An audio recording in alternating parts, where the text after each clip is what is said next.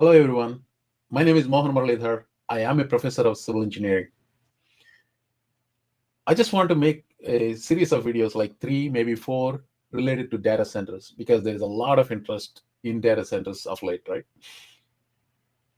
And you may ask, like, what is a civil engineer has to do with the data centers? First and the foremost, my personal interest or my professional interest in data centers is that I'm interested from the land use and transportation perspective. Land use, it requires a lot of footprint, and also it requires a lot of resources, right? And how much of traffic it generates. Like, I mean, vehicular traffic, not digital traffic.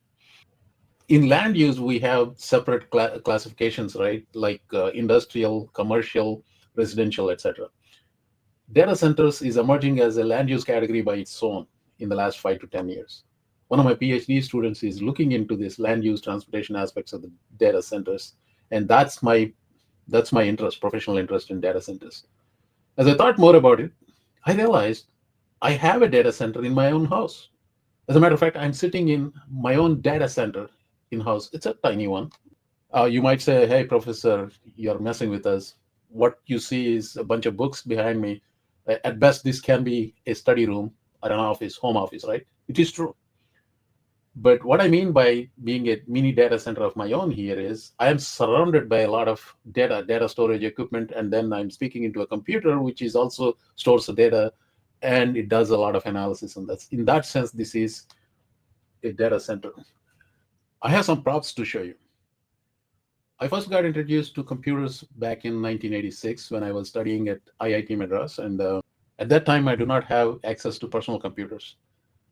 I learned programming uh, using IBM machines in IIT Computing Center. I believe it is IBM 370. And we used to go in the morning, sit in the line at 4 o'clock to get a 30-minute slot so you can work on a terminal to type in. Otherwise, you had to put your stuff on write your code on punch cards and then submit the card deck to the operator, and then you'll get the printout. And then if you made a mistake, you had to go back and do that. When I joined Kirloskar Consultants back in 1987, I used the first personal computer. And this is the data storage we used. This is an 8-inch floppy disk. And very soon came 3.5-inch disks. The highest storage capacity of this is about 1.2 MB. And the highest storage capacity of this one is 1.44 MB. Actually, it went up to 2.8 MB, I believe. This is another storage. This is a tape storage. This is for IBM mainframe computers, a tape storage.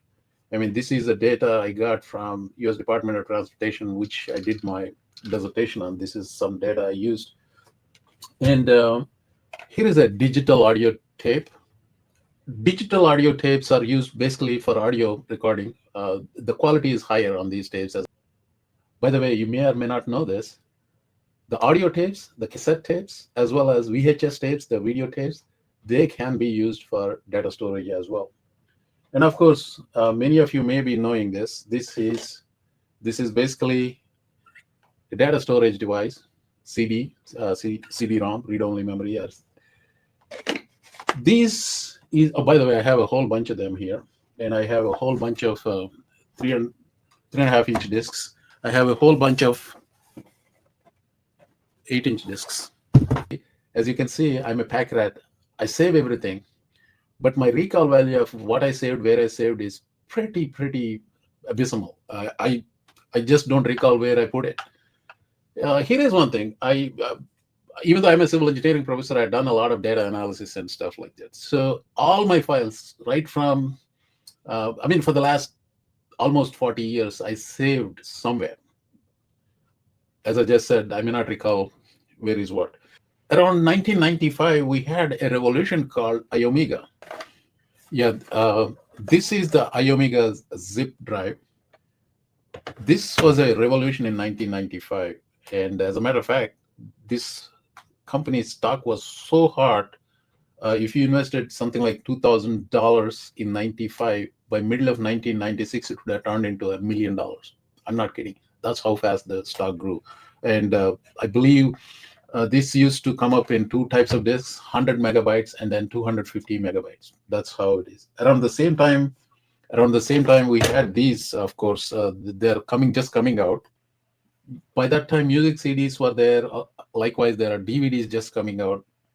Slightly, little bit later, CDs were used for data storage. I used to buy VHS tape movies, and once they started coming out in DVD format, I used to buy them as well, and also record them on VHS, digitize them sometimes, mostly for songs, Telugu songs. When I rented VHS tapes or DVDs from an Indian store, Telugu movies, I recorded them mostly for songs that are not available with me. So, and then I digitized them later, etc.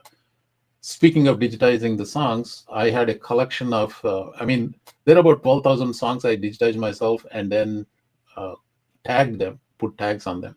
So that's how I used to run the radio show back in like 15, 18 years ago. So all this required a lot of storage for me, right? So I ended up storing it in largest capacity available internal storage, and then bought a whole bunch of these external storage devices. Why I had to buy a whole bunch of them? One, I'm outgrowing them. B, they keep failing. So all these things are happening. I used to convert my analog music, which is basically in cassette tapes, first into wave format, used to record them into wave format, and then downsize it to MP3 files. Depending on the original recording, it is either 196 or 128 kbps, sometimes up to 64, but no lower than 64. I mean, that formed the basis for my entire digital collection, based on which I did the radio show back in from 2007 to 2014, middle of 2014. Anyway, this is where my excessive data storage requirement came in. As these hard drives started failing, about 10 years ago, I said, like, this is not a solution. So I had an offer as a faculty member. Our university contracts with Microsoft. Microsoft gives a personal account for anybody who's associated with a university, a personal account at a discounted price. So I chose that. There was a catastrophic failure of one of these disks in which I lost all my WAV files.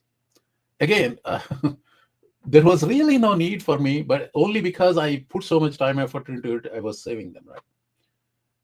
Anyway, so a couple of these failures later, and I said there has to be a better way to do it. So cloud data storage seemed like the right option. As a university professor, Microsoft gave me a discounted price yearly at that time. For 4 years, they gave me for $79. Great deal, right? I got in and then started saving everything in the cloud. Of course, then they changed that plan to, I believe it is now $130 a year, which used to be $79 for 4 years, now $139 a year. So that storage, all my data is out there in some data center. That's what I'm saying. Still, my den here in my basement office is still a data center, small size data center.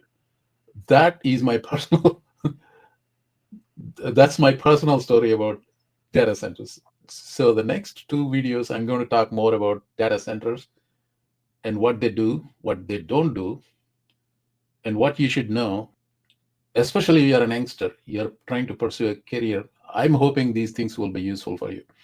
Anyway, wait for my follow-up videos. Thank you for watching.